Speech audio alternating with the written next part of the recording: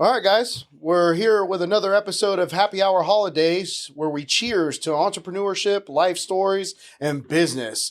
Today in studio, I'm your host every single week, Manny Fresh. We got Sean Fabre back there on the sticks. And today in studio, we got Caleb with DKC Lending, and he also does a very successful podcast as well. So what was the podcast name? How to Make Money with Hard Money. How to Make Money with Hard Money. Yeah. So we're loving it, man. Appreciate you coming in. So give us a little background on Caleb, from... We could go right into background. Because I know you got, I love you already because cheers let's get a little for the saludo, soccer. Saludo. Let's start right. You guys got one. I love soccer, and so does David, So, soccer is, definitely part of my life since I was 5 or 6. So tell me a little bit about the childhood and, what made you into who you are today. And where'd you grow up? Yeah, so originally from Queens, New York, Richmond Hill. Moved as most with immigrant family. Yeah. As most immigrants do, they migrate from the city and the boroughs all to Long Island when they can. So I moved out to Oceanside in my younger years, and I was born and raised there. Well, not born and raised there, but raised there in Long Island. Got the great experience of Long Island. I don't know if many people know much about it. Long Island is that rich, dog. It's rich. It's the top 1% of the country. Yeah. Right? It's one of those places. So when you deal with that, and I don't come from the top 1% family. So dealing with that, it was very eye-opening, and I learned a lot of lessons the hard way. In New York, but I love every second of it. It was the best teacher in the world. But started in Long Island, New York, playing soccer. Went to Oceanside High School. If anybody knows about Long Island high schools, they're top in the country for public, not private. But my school, when I was going there, was like 50th in the country for a public school. So it was a really great education. And really outgoing like how we are. Yeah, I know. I was going to say, you make it in New York, you make it anywhere, but you can tell, man. Yeah. Everybody who comes from New York and we talk to them, man, you can tell that you translate these people in any single city and they're going to be top 1%. Yeah, and I agree with it because because of the hustle and bustle and, the way that it's like you're almost... The way you talk and you handle yourself, it's almost like you're an entrepreneur hustler already, You have to have a surviving mentality and a growth mindset to really survive in New York and to make anything of yourself. So watching my parents and also the great teacher was my friends and their parents. So I got to view many different family sets. Some of my family friends were, entrepreneurs. They had their own businesses and they were taking the train every day to their factories and trying to make things work in their businesses. And like my parents, my dad was an architect. He did with asbestos, and my mother was a nurse. So I got to watch the way that they worked looking on the clock. Those are two good professions too. Those are two people that make money, Great professions. But when I look back at my parents' life, because I use, shout out my mom and dad, but I use their life as a roadmap for myself. Gotcha. I got to witness their rise, their fall, their rise again. And in this time, including with other family members when I was growing up in Long Island, I got to learn so much, About business. About business and about life, right? Because business... When you're a true entrepreneur, business and life are the same, right? My work is my lifestyle. This is who I am. On and off the camera, this is what you get. And the way I operate in business is the same way I operate in life. One example is me and David, our partnership. I consider that a marriage. Yeah. It's an absolute marriage to me. Me and him meet with our principal advisor every Friday, or at least every chance we can on Friday. We rarely miss. So out of every weekend in the year, we maybe miss 3 or 4, maybe, and that's being generous, but we meet every Friday. We talk about our business. We talk about each other, and we grow our relationship. This is now making sense to me, DKC. I'm wondering what the K stands for and who K is. So it's a funny story, but it's actually all David's initials. Yeah. It is? Yeah, it is all David's initials. Going into the story of how DKC started, when David and I met, we met at a mutual company. We both worked for someone in downtown on Channel Side in downtown Tampa. This gentleman kind of taught us the ropes of the hard money business. Dave was doing a bunch of operations for him, building homes. He was building multifamily, like 100 doors a year, or not building, but managing and flipping 100 doors a year. He was also building single families for him. I was brought in because I have, for most people that don't know, I have a conventional lending background. So in New York, my trade was conventional, regular bank lending. That's where I grew up. That's where my foundation starts. Coming to Tampa, trying to start anew, I was trying to find myself, and hard money was the vehicle that I found myself in. Like, what year did you get here around? So, 08 happened, and I had to close down my business in New York. I came down here 09. So, right after the Great Recession, right? Yeah, right during, while it was all kind of happening. Yeah. So I came down at that time, but I was really trying to find myself, because anybody who knows anything about business, your network really is what helps you make money. Oh yeah. Who when people say those things, is like your network is your net worth. It is 100%. Cliche as it is, but it's true. Yeah. The saying you see on the internet, if you're sitting around 6 millionaires, you're the seventh one, or whatever it might be. All true. And that's another thing with business. Everybody says it's not personal. Business is the most personal thing, because if somebody likes you, they're going to give you the contract. How do people get these contracts or anything?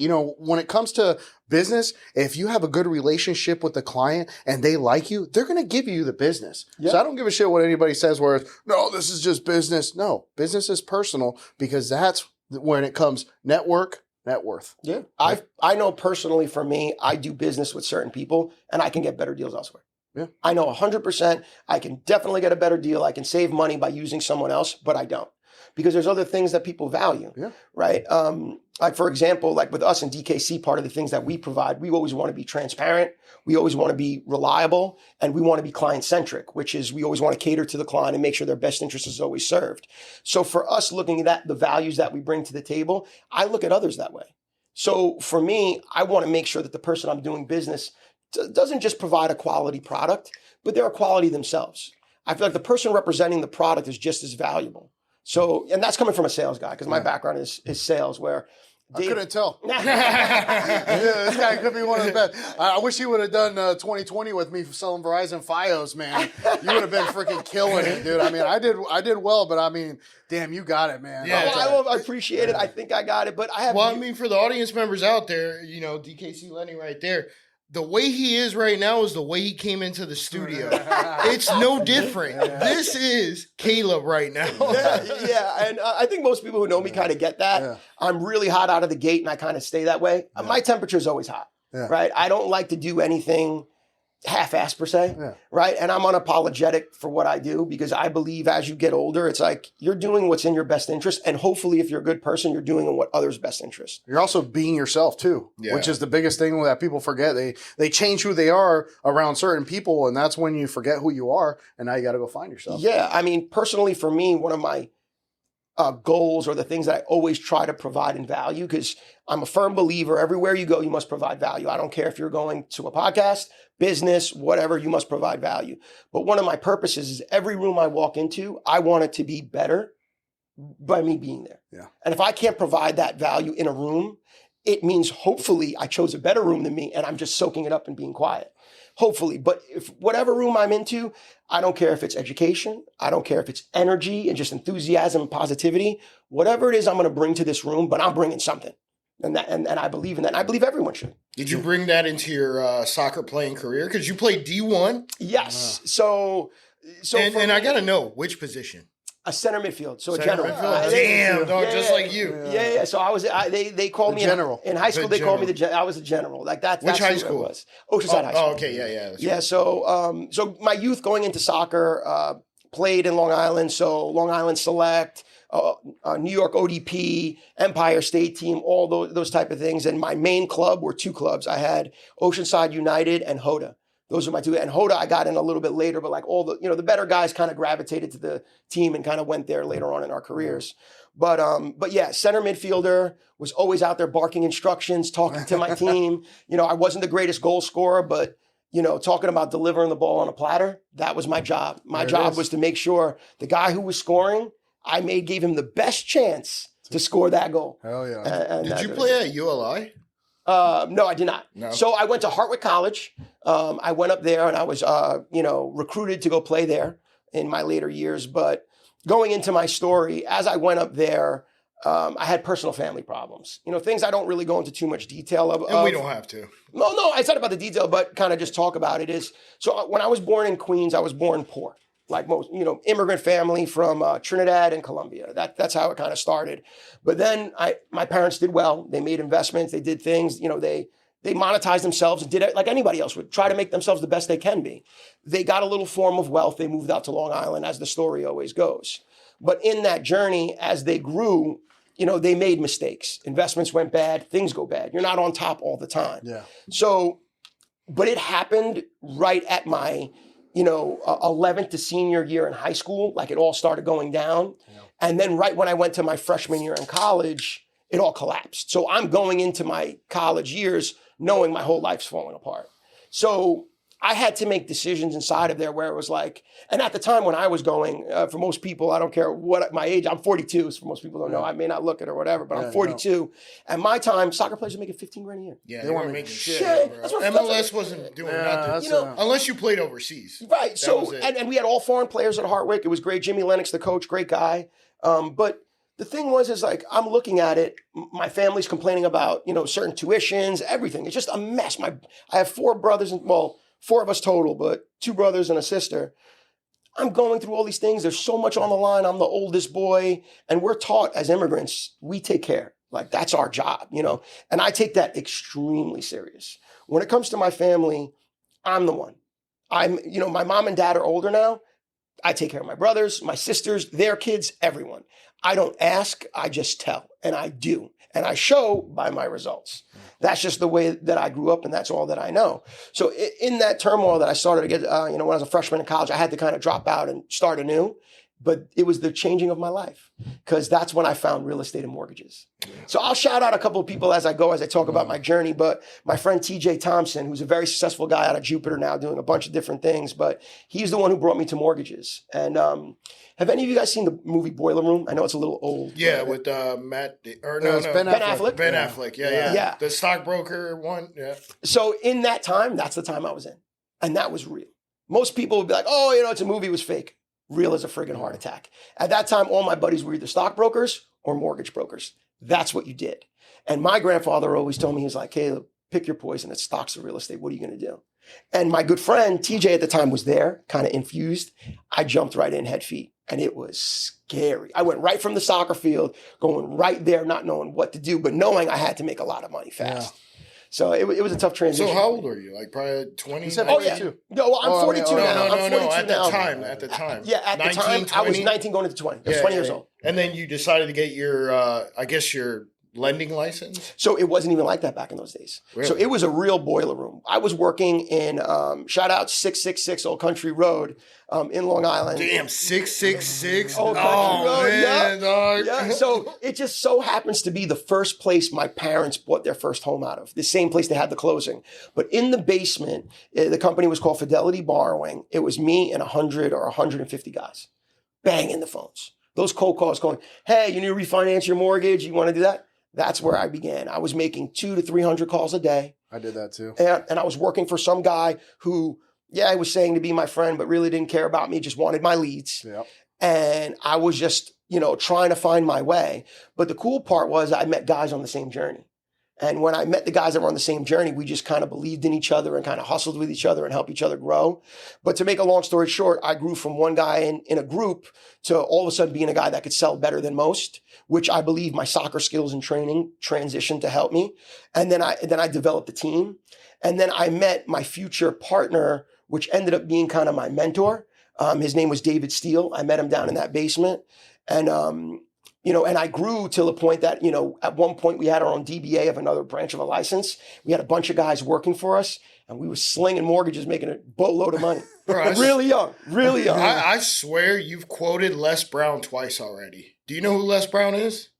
No. Oh, shit. No. He's a motivational speaker, but he was who he used You said better than most. I mean, that's straight from Les Brown. You said one other thing where I'm like, bro, is this guy listening to Les Brown? Oh, maybe I'm not. He's a great motivational speaker. He's the reason why Fabre Frameworks even started. Well, that's good. Well, yeah. Shout out to him, and I like him already. I'll make sure I read some of the stuff for him. But going back to where I was, and we grew the DBA, started doing business, and at a young age, making hundreds and hundreds of thousands of dollars a month. Like, it was crazy. Yeah. And when you go down to the parking lot where we were, you're talking kids from the age of 20 to 27.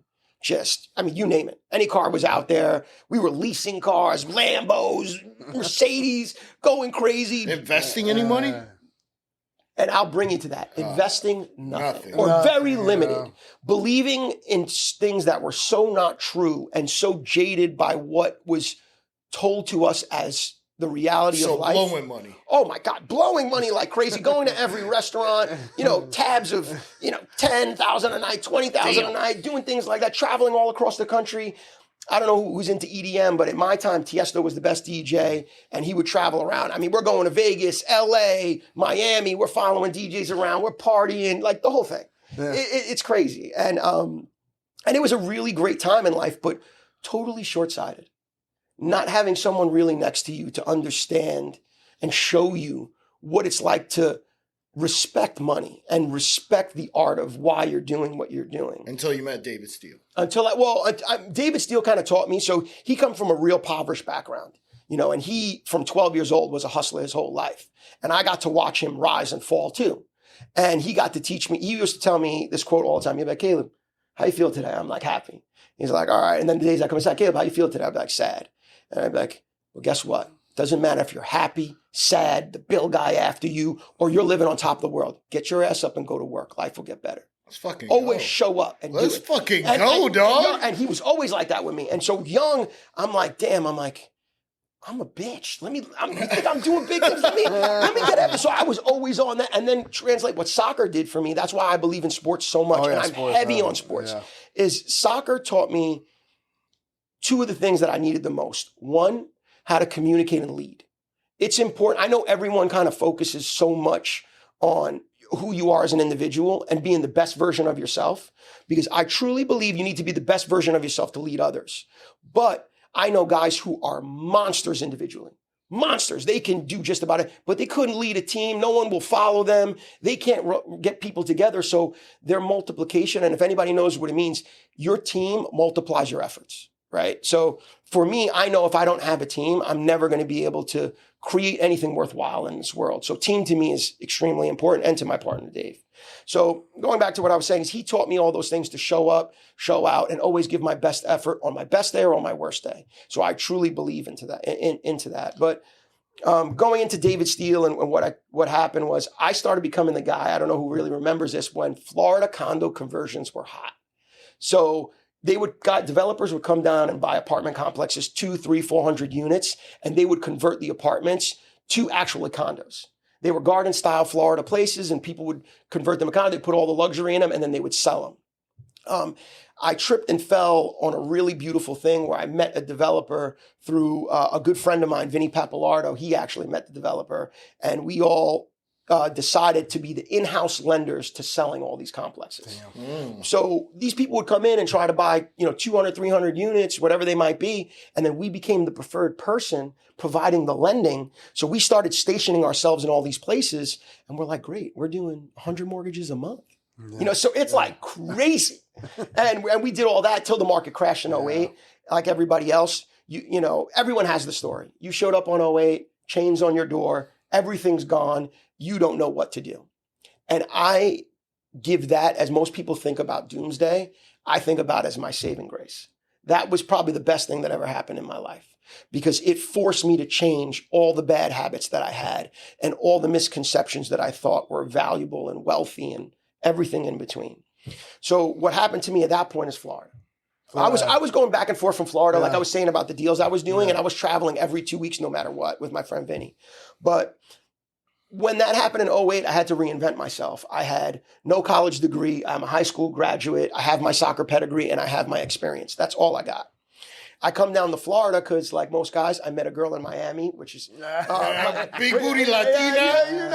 Actually, no. I'm a sucker for blonde hair and blue eyes for whatever reason. I don't know why, but that's kind of my thing. But I met her in Miami at, what was the club at that time? Club Space? No, Club Space was the after party. But yes, Club Mansion was the time. It was Mansion at that time. But met her there. We were always dating. She lived in Clearwater. Company shut down. I need to reinvent myself. I shoot myself to Clearwater. I close up shop and I just go. I go down there looking like a real schmuck, barely $1 in my pocket. I go from making all this money, everything's gone. Yeah. So all the cash flow, everything's there. I own a house I own my house in New York. I have, some investments, limited investments, but I got a short sale. I'm facing foreclosure. Everything. I'm in like the pits and the dumps. So I have to learn from my own self and to others how to short sale my house, how to salvage my house, how to salvage my investments. And I did. Yeah. Some of them I had to let go some, I had to salvage others. And thank God for my friends and family who bared with me in the time. But my credit went to crap, lost everything really. And I was really down to my last dime, going back to living wild and not really understanding what I should And be that's doing. a big ego hit, right? Oh, massive. Once you're on top of the world and to go straight back down to rock bottom. Dude, I hate to say some of these things, but they're just true. Yeah. When I tell you I was 25 years old, sitting with $50,000 in chips in Vegas, hanging out, just blowing money, Yeah. that was life. Yeah. And I thought that was all real. Wolf of Wall Street, baby. Yeah. Some of the stuff you were saying, Wolf of Wall Street, too. That's what Boiler Room was before Wolf of Wall Street came out. It was true. And all my guys that were with me understood what it was. But now transitioning to where I went to Florida is like I met her. We got married. You know, I tried to establish a life, but I got nowhere to go. Real estate sucks. Nothing is moving. Lending isn't working out. Nothing is moving. I have no connections too. I know no one here. I got nothing to fall back on. I come down here. I don't work for a very long time, years. I'm coming down here sitting on my money, and I'll keep shouting people out. My mom, God bless her soul. The entire time I was making money in New York, she was writing checks out of my checking account.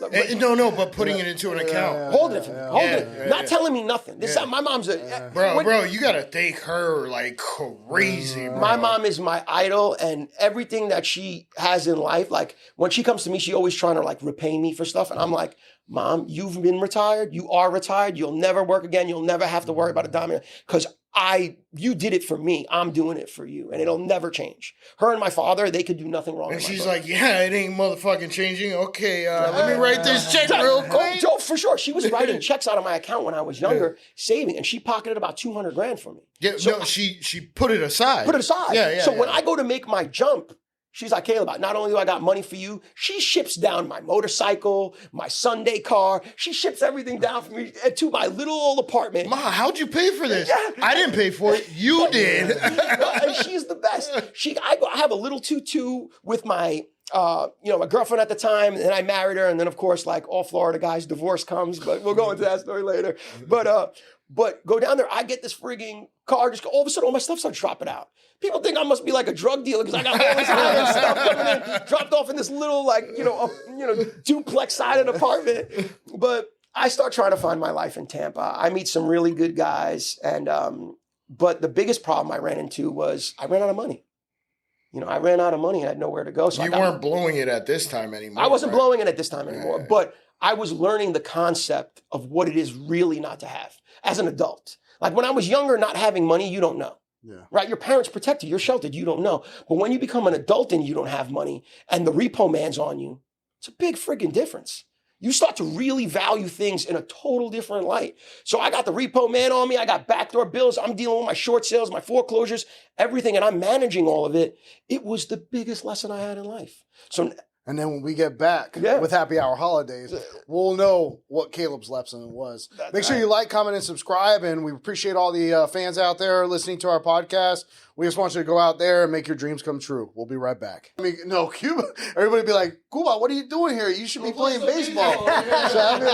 So I'd be like, yeah, but I mean, I wasn't the fastest guy, but I had. No, he was a great. I was like you. I had passes, and then I had the shot from the outside of the 18. Plus he had the brick wall behind him. Yeah. I was center deep. That was my favorite, man. I started at 5 or 6 years old, our first playing, and then it was only 1 year I played recreational, and then the coaches were like, hey, I want that guy on my team. My dad's like, no, I don't want to put him in travel ball. So then they did 1 more year in recreational, and then I scored too many goals, and they're like, okay, we're going to put him in competitive. And then they put me in competitive, and then it was just like, I went and tried out for Clearwater, Blackwatch, but then I ended up at ACU because my dad's like, I'm not driving the fucking Blackwatch. I'm not driving the Clearwater. Of course. He's like, what's going to be the most, like, you got your brother playing soccer, you got your sister playing soccer. Yeah. We got to do something that works for the family.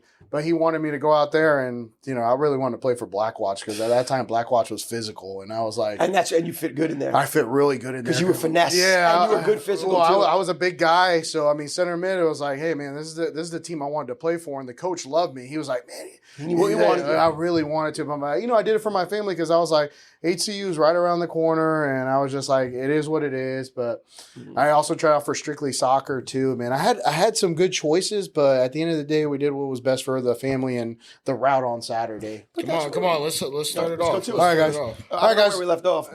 We left off. What was it? I don't know. I could jump into DKC. Okay, No. We left off at my mom, maybe. Yeah, it was your the when she mom, was, and then once you you got down moved to here, Florida, and then you moved in with your girlfriend, and then my mom gave me the money, and I was off and running. Yeah, so we're good. All right, guys, we're back with Happy Hour Holidays.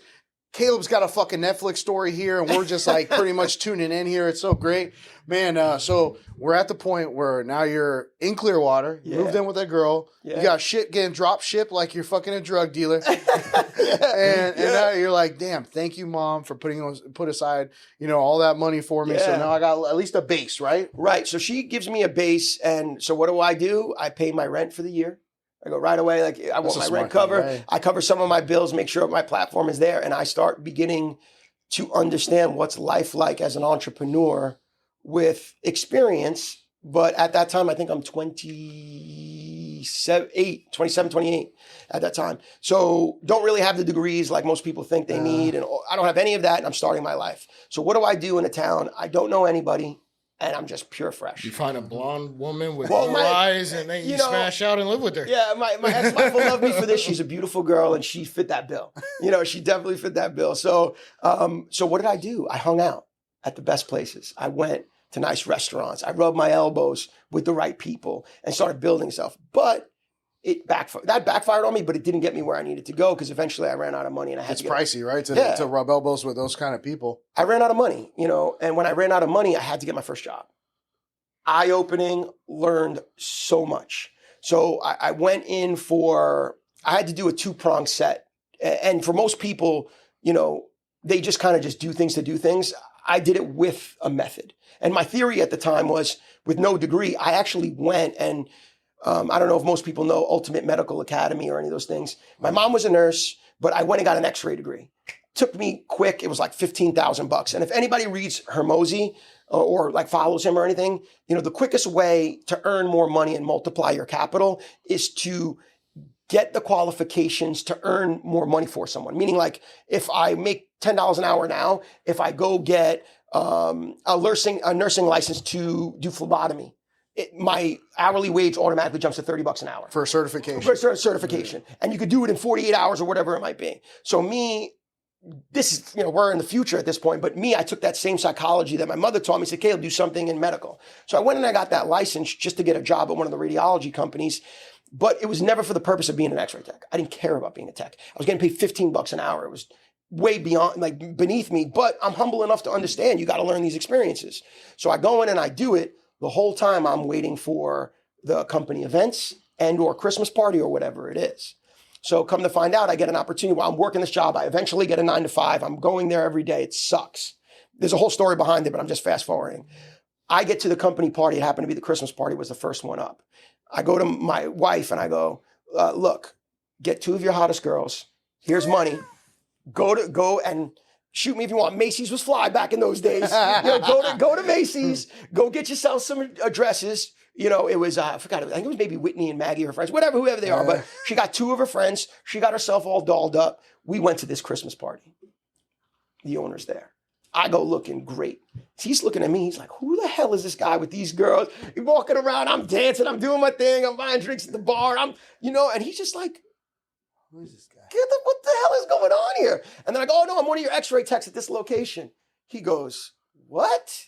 He goes, hold on. So he pulls me to the side. He starts talking to me. And we're at the bar. I'm like, girls, do your thing. Just sit at the bar.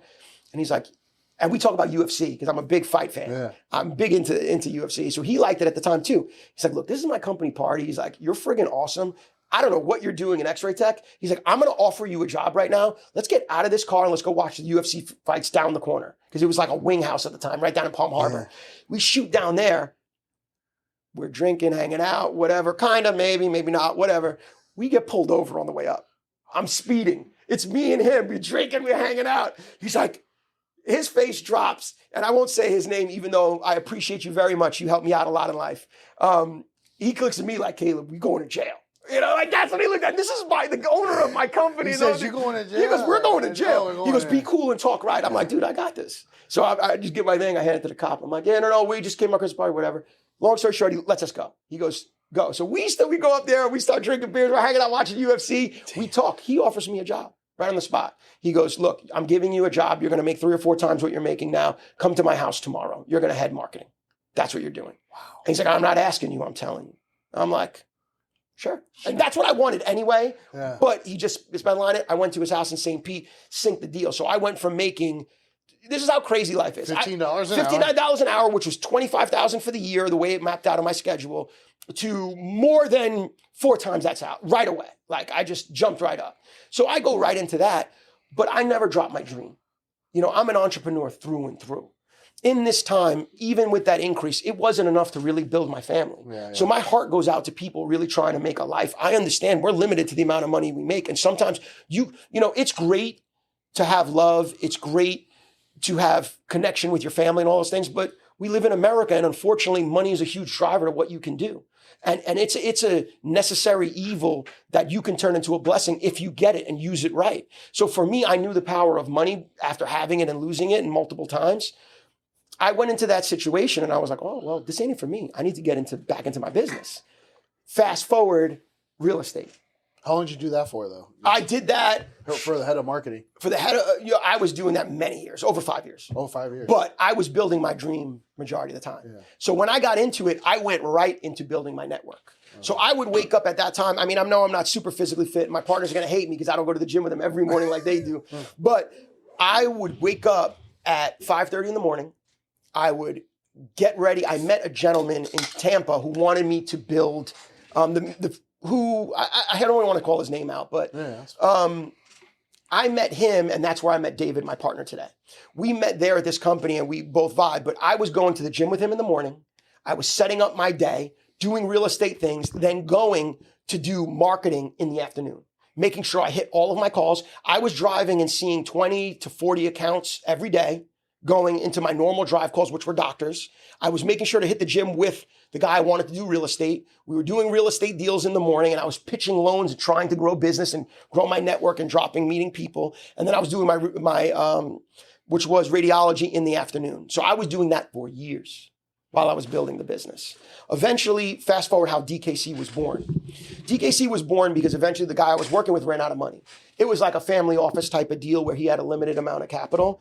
And David and me got along very well. We were like brothers all the time. And we just had a really great partnership. And I saw, I mean, it's limited to my experience, but I will challenge anybody to be as good of an operator as my partner. My partner is one of the best operators there is, period. Is he your age? Huh? Is he your age? No, he's 10 years younger than me. And I'll challenge Younger? 10 years younger than me. Good for Dave. Yeah, I just think he just turned 33 and I'm 42. So damn, good for him, bro. That's awesome. He's a stud. But going into him, I met him at that time. We run out of money. He has no more money for me to lend. My income is capped. And like I said, I'm an entrepreneur. You try to put a ceiling on me, I'm busting through it. I'm finding a way past it. I don't give a damn. I'm figuring out how to really make money. So he runs out of money. I'm forced to branch. I'm trying to find guys who will believe in me. I'm trying to find people who will invest in me. And I kind of paved the way for David and I, because we kind of had an understanding before I even left. So were you looking for capital investors into TKC? Because when I ran out of money with that company, now I don't have money. And now I've developed a network that wants deals. So now I got deal flow, but no money. And now but I don't own my own company. I don't have infrastructure for people tangibly to look at and say, oh, I'm going to give DKC $1 million and I'm going to do this with them. And I have none of that. So I go out there with a person I'll call out because I respect him very much, Robert Cezanne. Yeah. But he gave me that money and the jump start. So I wrote a bunch of mortgages. I tried to manage them. I did a piss poor job managing them. And then David at the same time was figuring out his exit too, because he had caps and an own situation going on there as well. So he closes his doors and I'm like, we doing business or what? Because I knew what a great talent he is and how disciplined and strong he was. So I knew he was my next partner to go to the next level. And I believe he saw the same in me. Yeah.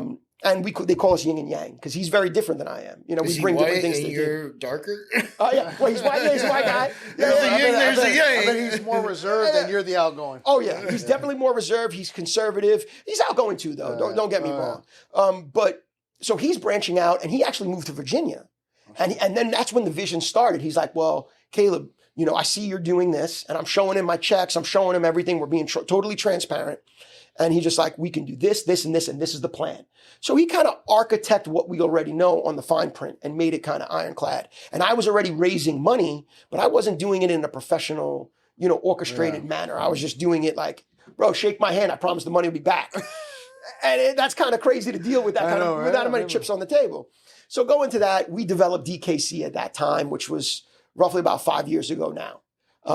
So bring us full circle. So we start DKC. So David now becomes, I start originating loans. David spearheads organization of the business and investors and starts lining up investors. So he kind of used my little investor base that was already kind of there. He already had so much trust from the previous company, because remember, when you're, flipping 100 multifamily doors, you're building all these homes and you're handling investor money, people tend to gain trust in you. Oh, yeah, man. So all those people were like, wow, this guy always made sure my checks were on time. He made sure projects got done. He had faith, people had faith in him already. So he multiplied that and brought it to the table.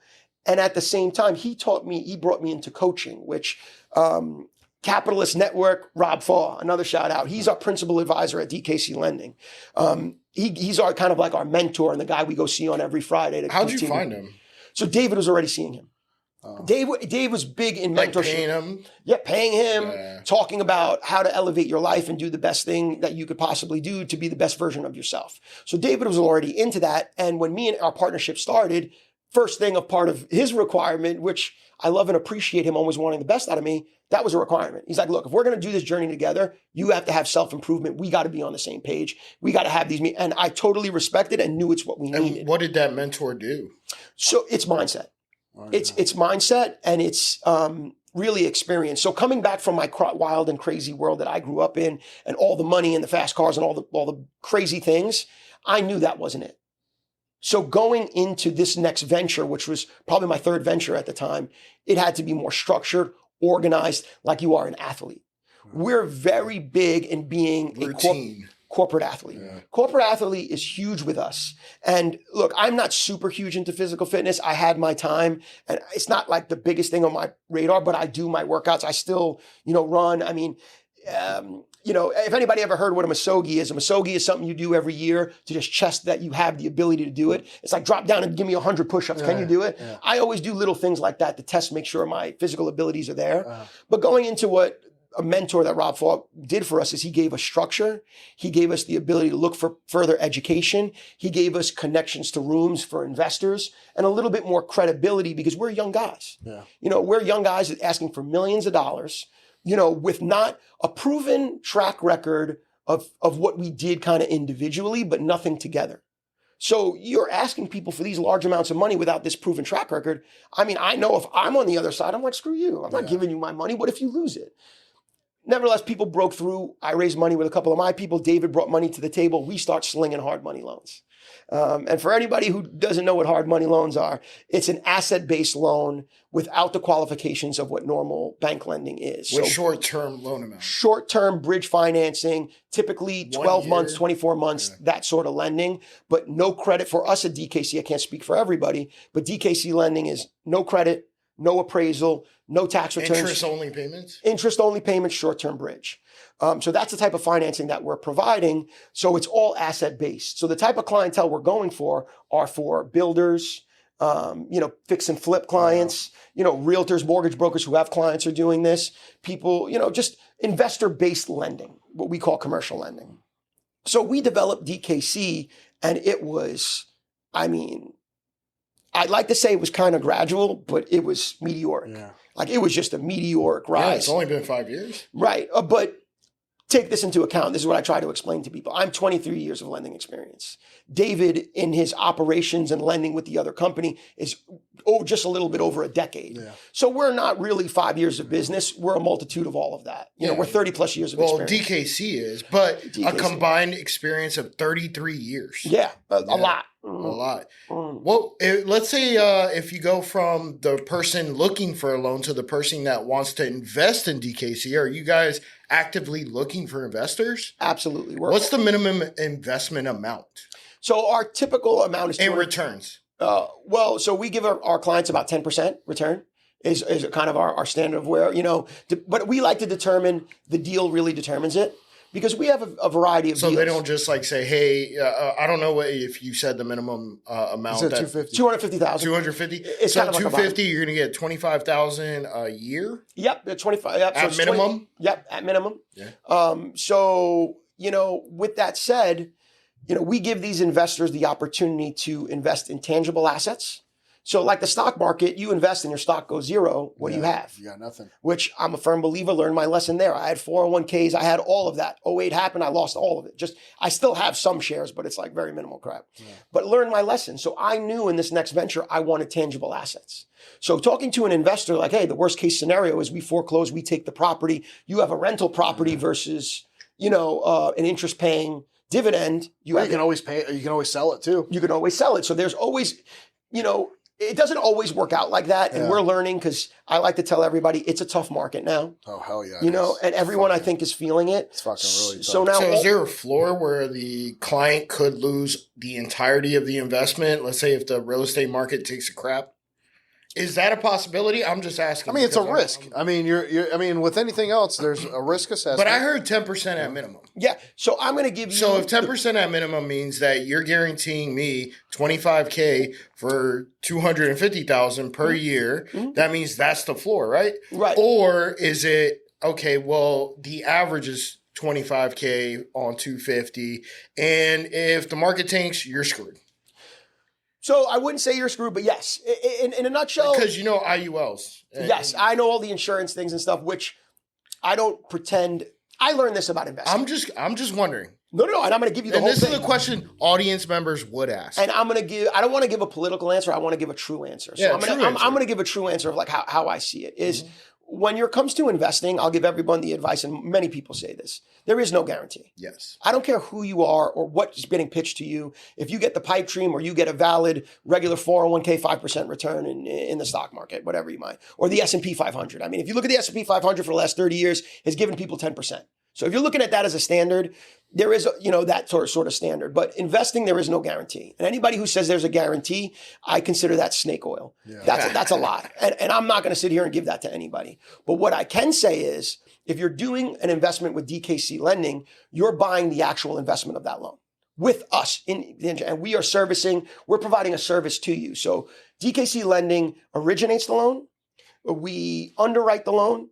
We service the loan, and we can assist, depending on the person, assist with your exit or just the satisfaction of the mortgage. We walk with you from the A to Z. And it's important to understand that, especially in hard money lending, because there's a lot of other lenders that are out there that say they do things along that, but they don't. Is that from a client standpoint or from an investor standpoint? It sounded like more from a client standpoint. So we do both. So we try to keep the standard mirrored on both sides. So from an investor standpoint, if you invest with us, we will manage the loan with servicing. So we'll collect the payments for you. We'll make sure the insurances are paid. We'll make sure the project is moving along accordingly like the borrower has indicated. So we're protecting your investment there and managing it. If for whatever reason there is a foreclosure, we have a whole foreclosure protocol. I won't go into the details, but we manage the money as if it's our own. Yeah. And we go into there. If there's foreclosure needed, we have already our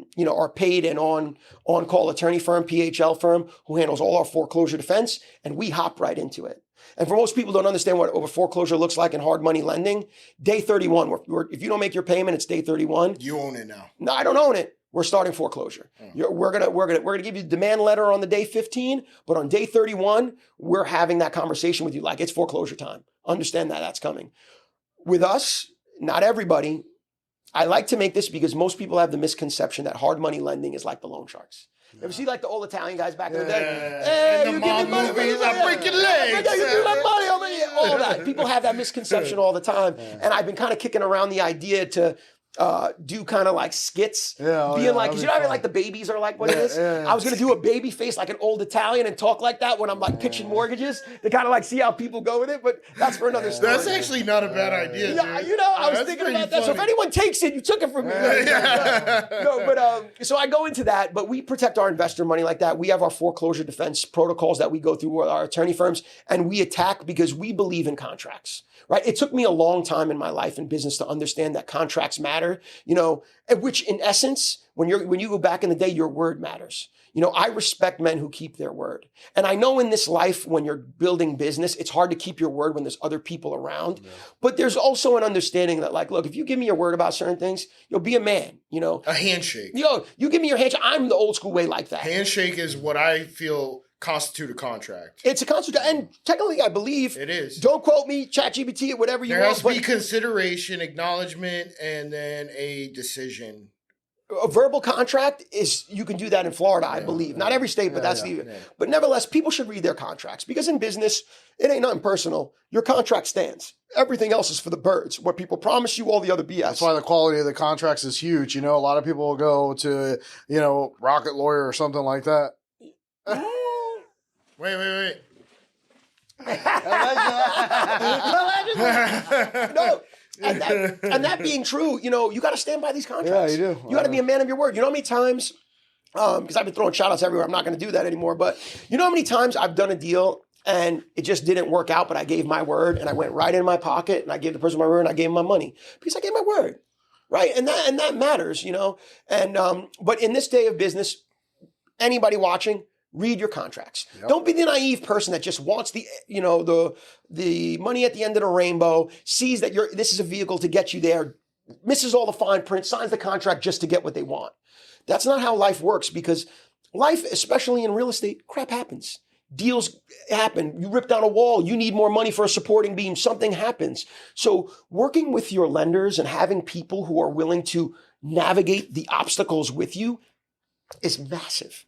And for me, that's where DKC, some of our values go into. And I know we have a shorter podcast, but I can go into this. No. And I want people to see this. We're going to do another segment. Okay, we can do another segment. And then with that being said, let me stop you right there. Real quick shout out to Steve Fantetti, Fantetti Legal, and also Ben Stronzel, FHSS.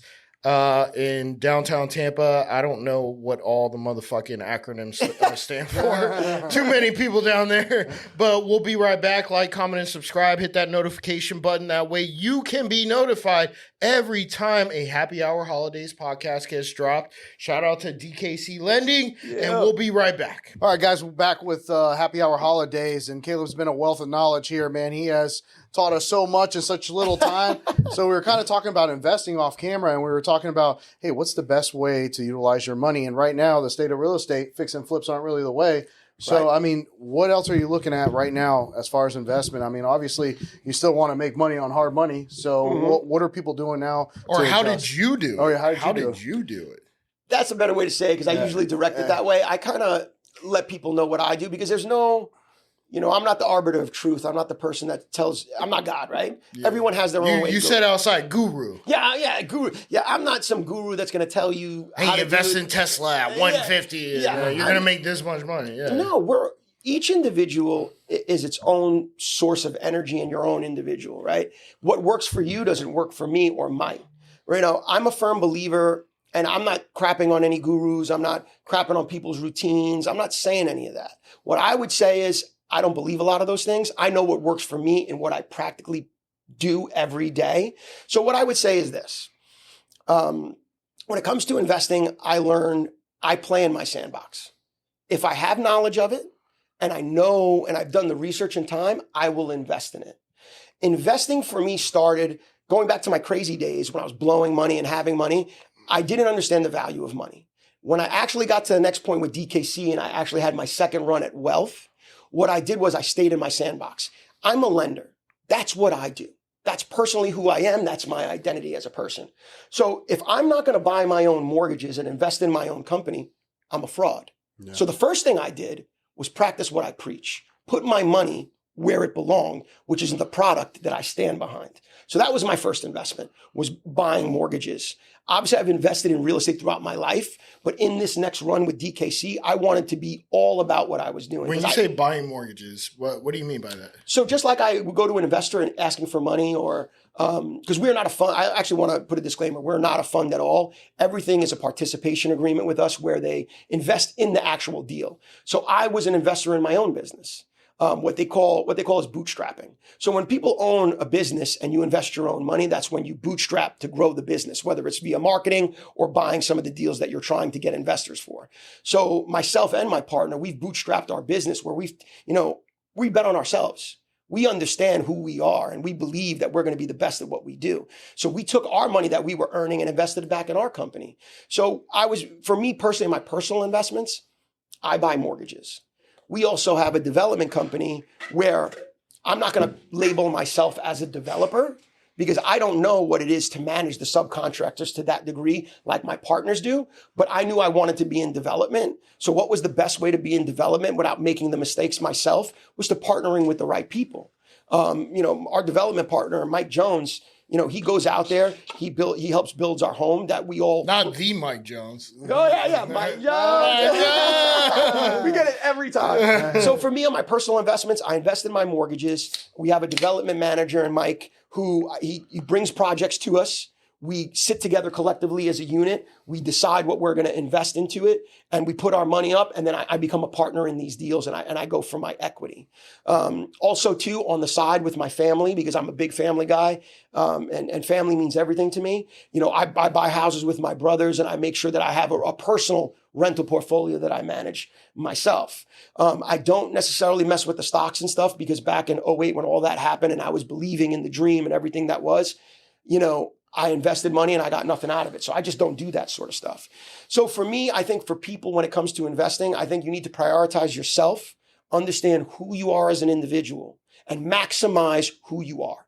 When it comes to lending, I may not be the best lender, as most people say, but in my eyes, I've perfected my craft and I'm the best at what I do, and I pour everything into it, and I maximize the amount of money I can earn as my identity as a lender. Now that I have capital, I create strategic partnerships because I believe, like the guru said, you got to have this many ways of cash flow. You have to be, this version of this vehicle of money, this vehicle of money. That's not true because you can't be the greatest, at least in my opinion. Let me say that. In my opinion, that's not true because you can't be the greatest at everything. You just can't. No. And I'll say this, I lost money on an Amazon store. I put 35 grand up for an Amazon store and the guy took me to the cleaners. Why? Because I didn't know what the hell it was to drop ship. I didn't know what it is to do the work and set up the business. I knew how business should run, but I didn't know that business. So then when everything went left and I'm going into this investment and it couldn't work and these guys are failing in every way on the promises that they brought me, they're like, oh, well, you got a store now. Good luck. I paid you 35 G's. I got a store and now I'm supposed to do it? When you said it was 100% passive and it was going to hit my mailbox? Yeah. I just lost money. And thank God it's a write-off on my tax return and I was in the position to take the loss.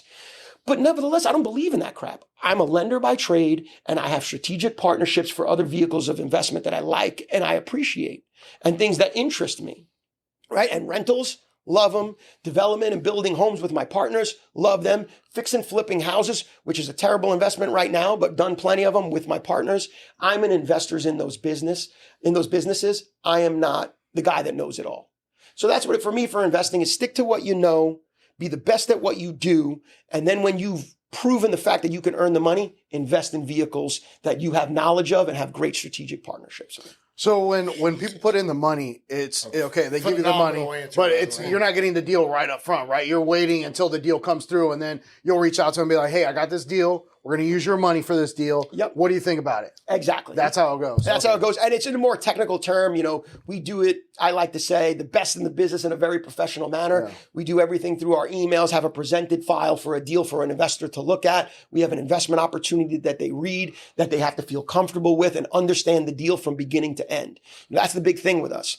We're not here to just pump a deal to pump a deal. Yeah. We're here to say investor and client because it's a dual thing. And I'm more on the client side. David deals with more the investor side. So we'll get David here to explain the ins and outs of investing because he will give you a wealth of knowledge way beyond what I can provide. But nevertheless, we like to make sure the investor understands from A to Z, and we like to make sure the client understands their obligations because they have the grand scheme of things. I'm going to buy this house at this number, put in this number, sell for this number. But that's the theory. But then the practicality of doing it and executing it, total different thing. Oh, yeah. And that's where DKC, separates themselves. You can come to me, and I know I'm jumping a little bit, but as an investor, when they go through the caveats and the hurdles of investing, they can come back to me and say, hey, Caleb, look, X, Y, and Z happened. My contractor ran off with my money. I'm short. Well, they can come back to me as a lender. I don't say, go kill yourself. I say, crap. So the project is stalled. What can we do? I'm not the person that's going to give them the answer, but I always go to my clients and ask this question first. What would be, if I said unlimited check right now, what would you do? And what would be the solution? So I listen to them, I get their solution, and then I think about what's the next answer with my investor base to meet the person in the middle where I don't jeopardize the money and I keep the investors happy, but at the same time meet the needs of the investor. And I think that's what DKC does better than, arguably most other lenders, is we have a great marriage between investor and clients, and we understand what the needs are between both. And we, like what I was saying, between the values of transparency, super transparent. I would say we've had caveats where people didn't understand, but that's when I go back into contracts. I would label that one. Maybe we could have done better at saying things.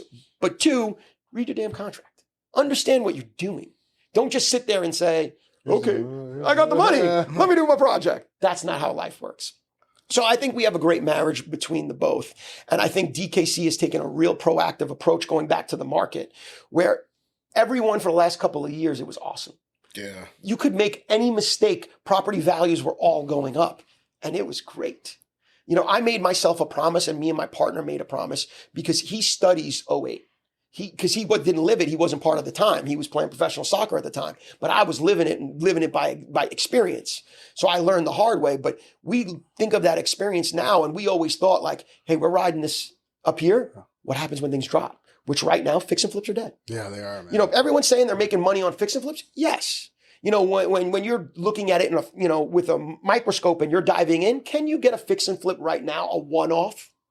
Yeah. Are you making what you could back then? No, probably not. The margins are tight. They're not there for mistakes. They're not. Everything's more expensive, and the values just aren't there because property values are going down to a stable point that we'll find. If it's today's market or next market, we don't know. But nevertheless, that's dead. So what happens then? We're great with diversity. That's why loans are so important. We can do new construction loans. We can do cash out refinance to stabilize an asset. We can just do bridge loans till the market turns and you can get yourself other financing. So we provide not just loans that are great during the market, but are great after the market. And we are here to provide you real estate solutions. I like to say creative real estate solutions for all of your needs. What's the longest term product you guys offer? Everything for us is 12 months. 12 months? But it's for a reason, because I know there's plenty of other companies that do 24 or 36. So if fix and flips are dead, how is a client going to pay you back within 12 months? Or is this what they're going to do? They're going to buy a house or a multifamily unit, fix it, rent it out, maybe a Section 8, and then cash out refi with another lender and then pay you back. Lender, right? Or traditional lender and then pay you back. Is that what seems to be occurring at this moment? So that's what's happening, and that's why part of, I know I haven't laid out how all of DKC is designed, but that's part of how me and David designed the company, was being able to provide outlets for takeout financing. I'm not a conventional lender. I did that early in my career, and I don't want anything to do with it, nor am I a conventional lender now. But for anybody investing in real estate, they know DSCR loans, debt coverage service ratio loans are really, debt service coverage ratio loans are really big right now. And that's how investors are getting out to 30-year products right now. There's no income required for it. It's based on the rental income of the property once it's stabilized. And you'll have to get an appraisal to do so. But nevertheless, DKC provides those loans or insight or access to those loans for clients to help them get out. And it's not that we need money or want to collect fees or want to provide that. We just want to know that as the challenges for the client happen and the market gets hard, where it's like, hey, I know you're about to finish, but in 3 or 4 months, if you can't sell because the prices, we just did another evaluation of your property, you bought it for 100, you put 50 grand into it, you're expecting 200, prices just aren't there. You're probably going to get 170. After real estate commissions, you're probably going to walk away with 150. You're breaking even or losing money. So you want to hold it. Are you in position to hold it? Yes, Caleb, I'm in position. I'll put down a little bit more. I'll get a DSCR loan. Well, have you ever done it? No. Well, that's where we educated ourselves and our team to understand to give these people outlets. Say, hey, we can provide you these outlets. Go wherever you want. But this is available to you if you would like to take advantage, if you can't sell for the profit you want.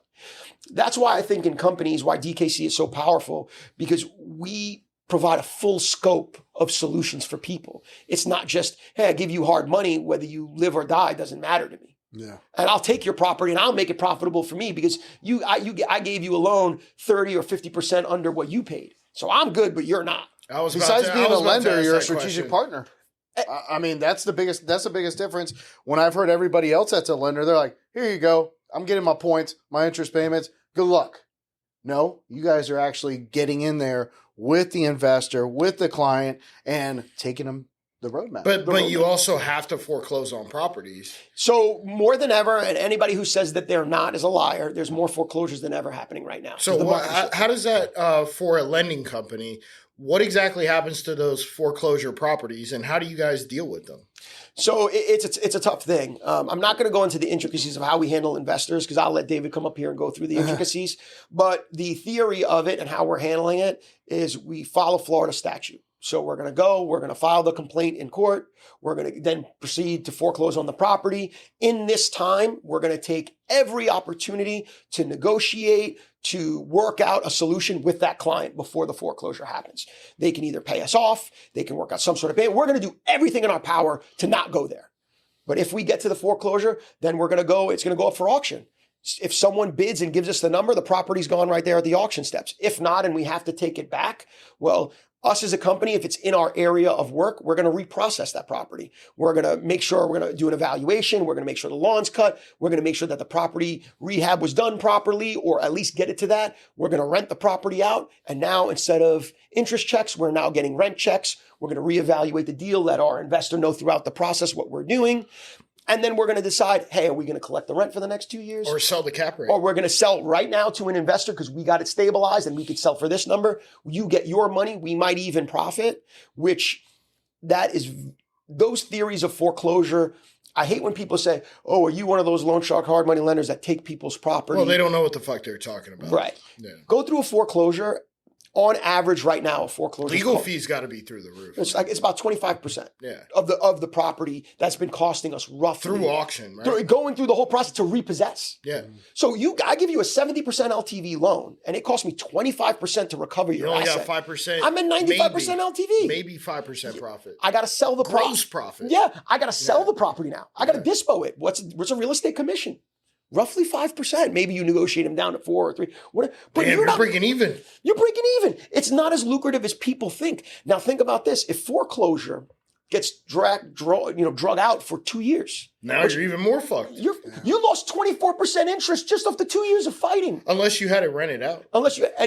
Which the client is typically doing that, and they're probably not paying you and keeping the rent. That's true. So as a lender, it's so important to be with a team who truly understands not just originating loans. And that was the psychology that David had around the company. And going back to what I was saying about, because I want to make this point for anybody looking for a job, because this is where I kind of want to promo guys who are actively looking for creating something for their future. When you come for a loan consultant job at DKC Lending, you have to invest. Now, you don't have to. I don't say that's a wrong word. I didn't deal with absolutes. We encourage you to invest with us. And my loan consultants buy mortgages. My loan consultants invest in development projects. My loan consultants. Is that minimum still $250? No. It's we work out deals with them because we understand they don't have to do it if they don't want to, but I encourage them to. And the reason why is because I remember the days when I was a broker making a boatload of money and no one with me over my shoulder to say, hey, Caleb, what's rainy day look like for you? How many fix and flips have you actually done and actually made money on? And how much did you turn to rentals for the future? How many, what does your 401k look like? All these investments that people talk about. What does your investing profile look like? I'm not going to tell you how to invest in vehicles that I don't control. But if you're a team member of DKC Lending and a loan consultant to be specific, you're given and you're allowed every opportunity at a premium to invest with us of everything I personally do and David, my partner, does personally. I don't ever ask anyone to make an investment that I don't have money in, period. That's not how we deal here. That's strong. But my whole point is if you lose, I lose. If I don't believe in myself, then what are we doing here? That's why when I go back to the story of banking on myself and when David and I started the company, how we were bootstrapping, putting our money into the company and trying to do these things, it's because there was no one that was going to tell me everything different. And that's why I tell people when you look about investing, be the best version of yourself first. Be the person, my identity is a lender. Well, if you put me up against another lender, I'm not going to go against someone who is a stockbroker. I'm not going to go against someone who manages restaurants. That's not what I'm talking about. We're different investments. But if you put me up against another lender, this is the vehicle I know to be proven. This is the vehicle I know that's paid my investors. This is the vehicle that I know that my clients have been able to develop and build and pay for their families. Because you have to take into account these things, right? I think about, and these are crazy things that people maybe think are crazy or not. I don't know. when a client comes to me, I look at the client. I look at who they are and do they own their own company truly? Are they 100% full-time real estate? Are they feeding contractors who are feeding their family? Do they have kids who are in college? What do they got going on that I'm going to help invest in this person to create their future? Because I'm a strategic partner, like you said before. A lender is just of a performer. We're aligned on a performer base. We're a cost of money that when you're doing your real estate investment, I'm the line that says cost of money, the lender. That's who I am. But I also stand next to you. And if you fail, I fail. Because what happens if you default on your loan? Who's liable? You have to go through all that shit. It's not like I just disappear and, hey, buddy, good luck. Yeah, Like, that is not it at all. I call you personally. Default management, me and David are actively in default management with you. I call you, text you personally and go, hey, bud, I know you're going through a rough time. I see you're not making your payments. What can we do to help you in this investment and help your family? I'm sure it's probably a difficult time for you. And look, sometimes these guys are so scared they won't call me back. Sometimes they make this assumption and thing in their head like I'm out there to kill them. And they go, oh, this guy's going to take my property. Not the truth at all. I'm a lender. I collect interest checks. That's all I want. Talk to me. Deal with me. You know, and I'm going into like the darker side because the market is in a tougher space. So there's more of this than ever. And by more of this, I don't mean like 100% of people. You know, you're talking 10% of what's going on. You're not talking the mass majority. But those 10% are people too, and they deserve assistance and help. So DKC provides default mitigation for our investors and provides default mitigation solutions for the client as well. For individuals that are looking to become mortgage consultants for DKC, what are the prerequisites that you guys require? We have no licensing prerequisites because for most that don't know or know, there's no licenses required for being a hard money lender. Yeah. But for us, it's value-based and hustle. If you're a guy that's going to show up every day, you're going to be a sponge. And you're going to not fight me and always suddenly have an excuse or a contradictory thing to say to me because you think you know better than me, which there's plenty of people in this world that are smarter than me, but you're coming into my house and my rules. Take it in, be a sponge, learn what we're doing because I failed many of times to get the education that I have and the expertise that I have today. And if you like it, continue to grow with me. That's all I ask. If not, get the fuck out. And if not, get the fuck out. Yeah, and we move out. Yeah, we move on. No hurt feelings here. So we're winding down. How can people find DKC Lending? You guys are on socials. I know you guys are on Instagram. I know you guys got a website. Shout it all out. Yeah. So we're at dkclending.com. That's our website. Go there anytime. But DKC Lending on Instagram, DKC Lending on Facebook. How to Make Money with Hard Money is our podcast. So for you guys, we'll definitely have you on there. For anybody out there that has a great story that wants to come on, whatever, we love to collaborate. I would say with DKC Lending, we are a collaborative group. We're a growth mindset group. We always want to grow with people, and we want to have the success stories with you. We are your partner. We're not your competitor. We're not your enemy. We're here to grow with you and create the stable life and the American dream. Because if you win, we win. That's the God's honest truth. And I know we're down to the wire. There's so much more. Hey, we got to shout out Barbara real quick. Yes. Oh, I want to. I mean, because she made the connection right there. Yep. So Barbara Brown and Associates, a phenomenal attorney firm. I can tell you, my brother learned under her tutelage. My brother's an attorney. He's on his own now. You don't get the plug today, Kyle. Barbara does. But Barbara Brown at Brown and Associates, she has done a bunch of our title work. She has helped us in large portfolio transactions. I'm talking hundreds of doors. I can say this with a fact. I've done over 100 door package of sale, acquisition, and disposition with Barbara Brown. You are a stellar attorney. You have the ability to make mountains move. And she's a cool ass person. Oh, she's cool. She got experience. She's really cool. You wouldn't even expect Barbara to be who Barbara is, but Barbara. Shout out, Barbara. Yeah. I got to shout you out. I've already met her like twice. So I define her as a Southern belle with a bite. There you go. She got a little bit of grit on there, and she has the brains to back it up. And an attorney at that. Oh, yeah, and a trusted attorney that I trust personally. And also associated with the Suncoast Tampa Association of Realtors. Shout out Quan, the VP of Strategic Partnerships with Star. we're actually going to see you tomorrow. But yeah, this has been a good episode. What else do you have to tell the young people out there if they're trying to hustle and bustle? Like, what kind of motivation can you give? Just a little snippet real quick of somebody who's trying to come up. You know, I'm just trying to come up a little bit. No, the come up is believe in yourself, right? You know, everyone try to block out the social media, believe in yourself. If you have something that's worked in your life and you love it, it's what you want to go for it. Because what happens is people believe they want something, they don't go for it, they don't give it their all, and then they end up being stuck on the 9-to-5 job, which I was on that train too, and they never fight for your dreams. Fight for your dreams as soon as possible. You don't need a college degree. You don't need to wait for all the qualifications. Start right away. I don't care if you're 12. I don't care if you're 8. I don't care if you're 25. Go do it, and do it now. There's no day like the present right this moment. Go after it. That's we could have made a couple motivational videos. Damn, yeah, I know. That was fantastic. When we're here for Brave Framework Studios with another episode of Happy Hour Holidays with Caleb. Man, it's been freaking fantastic. My man. And Sean. And Sean. Oh, yeah, Sean back fucking there. Christ, man. All right, peace.